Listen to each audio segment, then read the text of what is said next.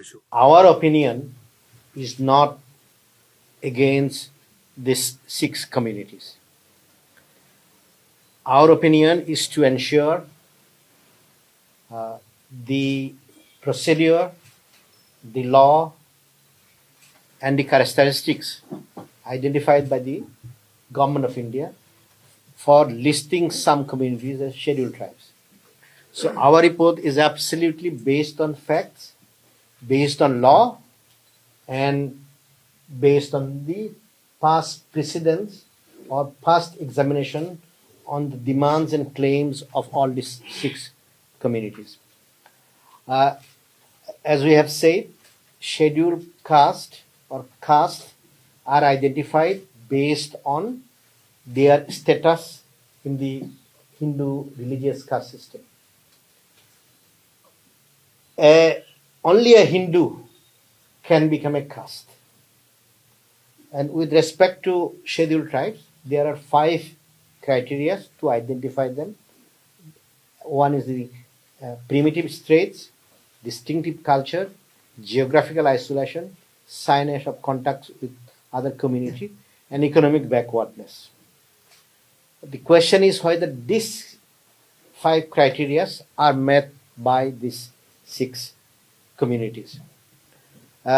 In 93, this government of Assam, after conducting research by Assam Institute of Tribal Research for Tribals and Scheduled Castes, they have identified these 6 communities are scheduled caste. They were notified, other backward caste. They were notified as other backward caste by the National Commission for Backward Caste. So once that notification has been issued by a legally constituted statutory body, how could the same Assam government and the same research institute, after 30 years, say that these are scheduled tribes? So which findings of this Assam government is correct? Is this the finding of 1993 when they say these are scheduled other backward castes? Is that correct? Or now they are saying these are scheduled tribes? What is the correct position?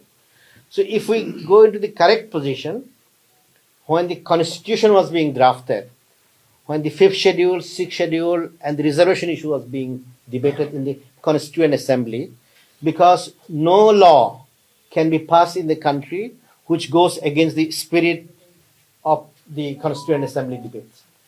In the Constituent Assembly debates, they wanted to study the tribals who are in fully excluded areas and partially excluded areas as given in the Government of India Act of 1935. And for the Assam region, the chairperson was none other than Gopinath Bordoloji, whom we all respect.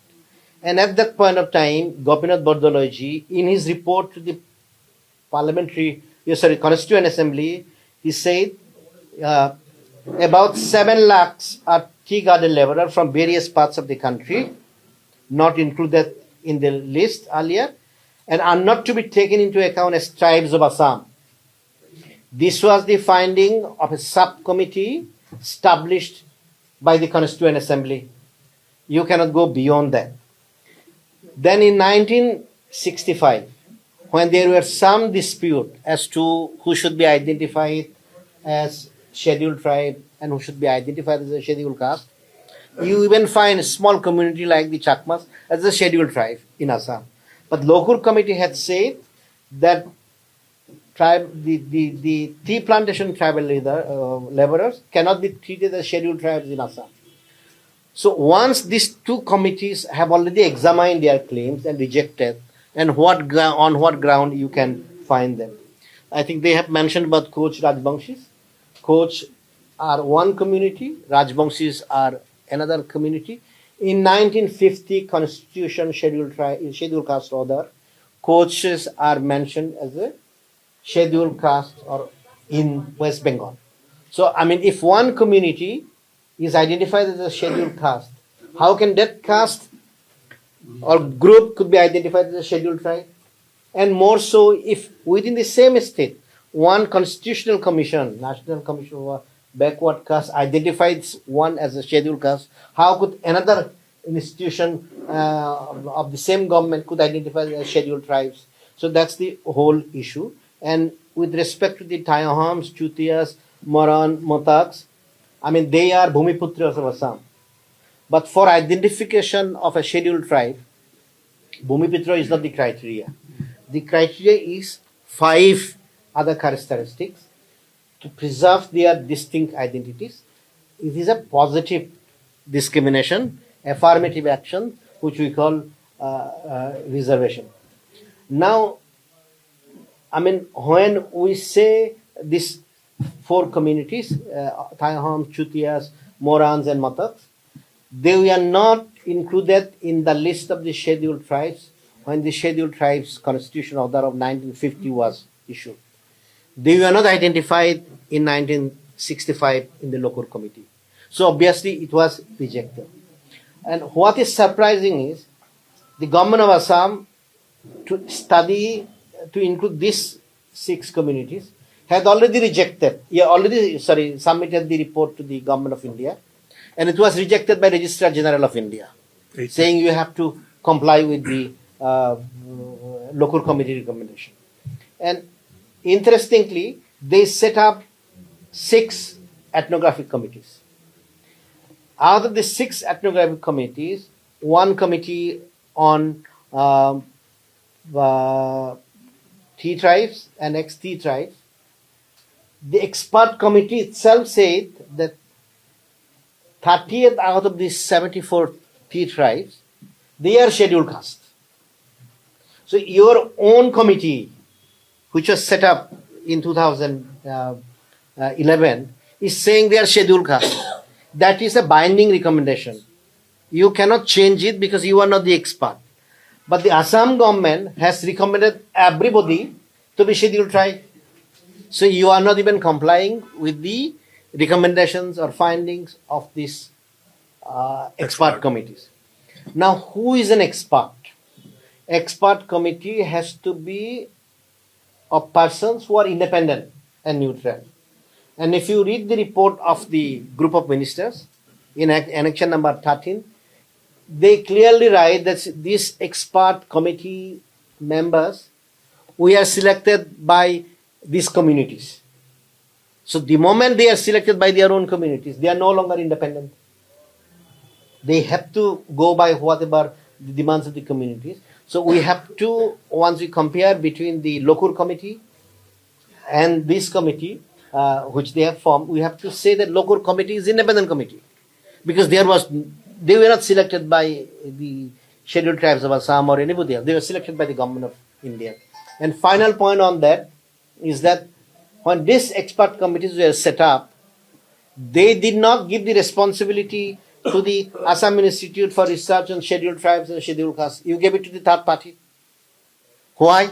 Because this institute has already identified them as scheduled caste. So in order to circumvent your own institution, the government of Assam, what they did is they appointed somebody who are not part of the government institution, who are projected as independent, but they were not independent as far as the admission means in the committee.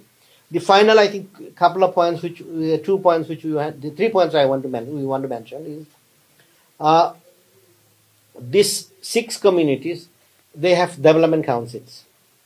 They have 27% reservation. So they have everything. The only thing which they do not have is the political reservation, because there is no seat reserved in the Panchayat, Autonomous Council, State Assembly, or the Parliament for the OBCs. So that's the only thing they do not have. Otherwise, they have all the reservations in Assam, 27%, whereas the scheduled tribes do not have that much reservation. That's one thing. The second thing is the current policy of reservation in Assam already in violation of the Supreme Court judgment. In the Indira Sahani case, Supreme Court said the maximum percentage of reservation could be 50%. In Assam, we already have 59%, SC 7%, ST plain 10%, ST hill 5%, then OBCs 27%, EWS 10%. 10%. You have already crossed the threshold of the Indrasana judgment. There was a 9-bench constitutional judgment. And tomorrow, if you include all these people into the ST category, the reservation in Assam will possibly cross between 70% to 80%. So who will suffer in that? Those who do not have the both, because we do not matter because of the number of population. So therefore, I think, the recommendation of the Assam government to reserve Dipu and the Kokrajhar parliamentary constituency is not enough.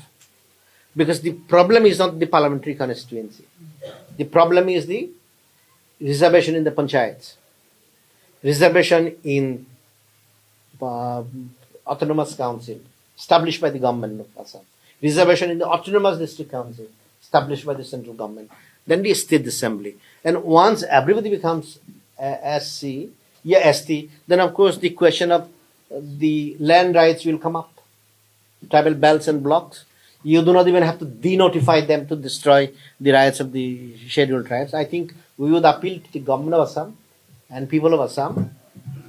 Please respect the findings of the previous commissions and committees set up by the Constituent Assembly, set up by the Government of India, and your rights are secured except the political rights. And it is our understanding of the consultative group that if these recommendations are imposed upon the existing scheduled tribes, the existing scheduled tribes in a period of 10 to 20 years will disappear. We are not a homogeneous group. Some of our communities are 2,000, some of our communities are 5 lakhs, some are 3 lakhs, some are 20 lakhs, maximum are the Bodos. So how would they survive?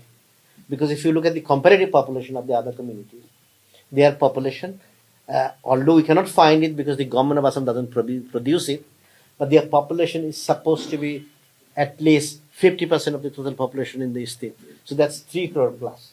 So if the 3 crores plus population are declared as scheduled tribes, then how could the existing communities survive? The government of Assam, as the torchbearer of rights of the tribal, has a responsibility to protect the existing scheduled tribes, and that is why we would be recommending this to the government of Assam. Thank you.